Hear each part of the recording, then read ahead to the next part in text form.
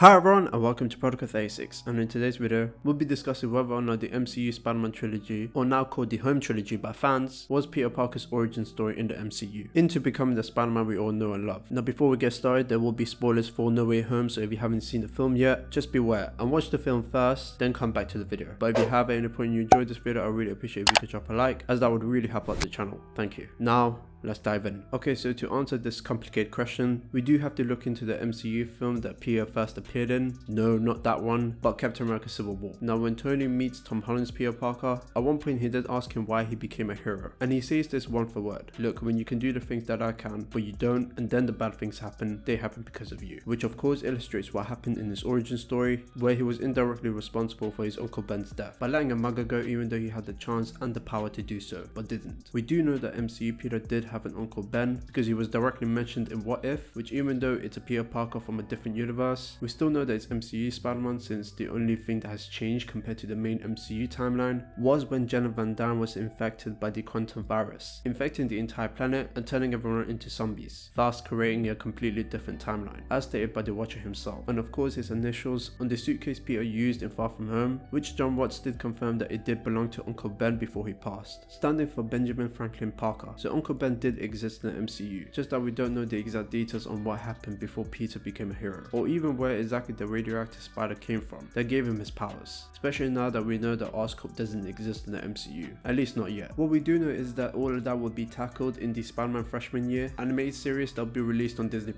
which will be a prequel to both Captain America Civil War and Spider-Man Homecoming, showcasing Peter Parker's backstory on how he became Spider-Man in the MCU. I will be making a sequel video to this one, which should hopefully be out on Friday, if not Saturday, talk about how they will handle Peter Parker's origin story in Spider-Man Freshman Year. But in Captain America Civil War, it was clear that there was an event in Peter's life where he had the chance to do something but didn't, and he feels very responsible for it, ultimately helping out the common people in New York and just being a friendly neighborhood Spider-Man. In Spider-Man Homecoming, after he helped out Iron Man take down most of Captain America's team, he sent back to Queens but keeping the brand new high-tech Spider-Man suit Tony had just created for him to use when helping out people as Spider-Man. However, with Peter being sick of Tony Stark underestimating him, thinking he could do more with his powers and even help more people, he wants to be an Avenger, while also wanting to stop the Vulture from selling dangerous weapons in the streets. And after Peter messes up, which leads to a ferry to be split in half, he gets his suit taken away from him by Tony. And after finding out that the Vulture Adrian Toomes is in fact Liz Allen's father, the girl he had a massive crush on throughout the film, he has no choice but to take him down, even when Adrian warns him and says to Peter that if he ever interferes with him and his business again, he would kill him and everyone he loves. Peter still went after Adrian, and even when the Shocker tried to stop him, or later on when the Vulture dropped the entire ceiling on him, Peter still had the willpower and strength to stop him, which he did in the end. After the car scene, Peter had the choice to either stop Adrian or spend time with Liz, and he chose the responsible thing to do. Now a lot of people would say that of course that's what Peter would do because he's a hero, but we have to understand that Peter became a hero because of the mistake that haunted him ever since he tried to use his powers for selfish reasons. So of course Peter wouldn't let something like this happen again, and was successful in doing so, but it ultimately led to him never seeing Liz again, as thanks to him being the reason Toome went to prison, Liz had to move and change schools. So in Homecoming it is pretty clear that Peter has already learned the consequences of doing nothing, and learns to stick to the ground and help New York as much as he can, and not join the Avengers until the world needs him to. And in Spider-Man Far From Home, after helping save the universe along with the rest of the Avengers in Infinity War and Endgame, and recovering from everything he's experienced, Peter wants to take a break from being a hero, but as usual his responsibility as Spider-Man continues to chase after him, in the form of Nick Fury, later to be revealed as Talos, where he has to team up with Mysterio to take down the Elementals. He was also given Edith by Tony, but because Peter believes he isn't the right person for it, he gives it to Mysterio after they took down the Fire Elemental. But once he finds out that Mysterio is in fact a fraud and was never a hero to begin with, Peter drops everything and goes to stop him, even telling MJ that he's Spider-Man. And even though he was defeated by Mysterio the first time, he eventually realizes that to be a hero doesn't mean you have to be perfect at everything, but doing what's right regardless of whatever flaws you may have, ultimately using his spider sense and intelligence to defeat him, and in the end becomes a more mature Spider-Man. Which brings us to No Way Home, Tom Holland's third movie as Spider-Man, dealing with the aftermath of Mysterio revealing his secret identity to the public, and his life as well as his friends and family are all ruined just because they know him. So because of this, he goes to Doctor Strange to deal with it in order to make everyone forget Peter Parker is Spider-Man. But with Peter not wanting the people who matters to him the most to forget, it causes the multiverse to open up briefly, bringing in villains from past Spider-Man films, as well as Tobey Maguire and Andrew Garfield's versions of Peter Parker. However, because the villains are currently suffering from the accidents that has created them, leading them to being the way that they are, Peter came up with a plan to cure them, and in doing so, Willem Dafoe's Green Goblin not only defeats Tom Spider-Man but also goes ahead and kills Aunt May, but not without May telling her nephew that with great power there must also come great responsibility. Tom Spider-Man, feeling great amount of guilt and pain, feeling responsible for what happened to her, doesn't want to cure the villains anymore, just wants to end it by sending everyone back. But with the help of the other Spider-Man, they were able to help out Tom by curing every villain, even stopping Tom from killing the Green Goblin, because that's not what Spider-Man's all about. So when given the second chance to do it, Tom ultimately cures Norman, with everything gone back to normal thanks to Strange casting a new spell to make everyone forget Peter Parker entirely, leaving Peter all alone, but still has the lessons and memories to still keep going and be Spider-Man. Now, Spider-Man No Way Home was the film that made a lot of people say that the Home Trilogy was in fact MCU Peter Parker's origin story, which is pretty understandable, but is it? Personally, in my opinion, I don't think so, and I think it's a lot more complicated than that, because we know he had an origin story, otherwise they wouldn't use freshman year to finally tell it. I know that the writers did say that it was, and I have great amount of respect for them, since they know more than I do, but with everything that has been portrayed in the MCU when it comes to Spider-Man, it doesn't seem like it. No Way Home seems more like a reminder that Peter Parker should still continue to do the right thing, and even when Aunt May tells Peter the iconic line, he responds with "I know." Now, he could have just said "I know" just to say it, but this is Peter Parker at his lowest moment, thinking he made a mistake by helping them out. So Peter was already doing the right thing, but Aunt May had to remind him that he didn't make any mistakes, and that he did the right thing, because most of the villains would have been killed. I also know that at some point Peter meets up with Aunt May at Feast, because Norman was with her, and May tells him that he should help them, but he says it's not his problem, not because he didn't want to help them out, but did in fact say that they have a better chance getting help in their own universe, rather than here. However, once he finds out that some of the villains are fated to die fighting Spider-Man, that's when he decides to help, and even fights Doctor Strange. So instead of all three films being an origin story for the character, I believe the Home Trilogy was more so about Peter Parker's growth, not only into an adult, but also into a better hero. Throughout the films, we saw Peter growing not into Spider-Man, but from a friendly neighborhood Spider-Man into the spectacular Spider-Man. A Spider-Man who finally knows what he's doing, and a Spider-Man who has gone through more than any other teenager, and is now an experienced hero who continues to fight the good fight, even when nobody knows what he's done for them, making a brand new suit to show how much he's changed, and is ready for what the world may bring him. The Home Trilogy, at least to me, didn't teach him that with great power there must also come great responsibility. That lesson was already learned before Civil War, even if he didn't say the actual line, but that Peter, despite everything he's gone through, and all the sacrifices he made, he has to never give up and continue to use his power responsibly. However, what about you guys? Do you think the MCU Spider-Man trilogy was an origin story for Tom Holland's Peter Parker? If so, if not, politely let me know in the comments down below. I would love to hear your thoughts. Don't forget to follow me on Instagram and Twitter. If you enjoyed this video, please like, and want more, subscribe. To begin, Protocol 36.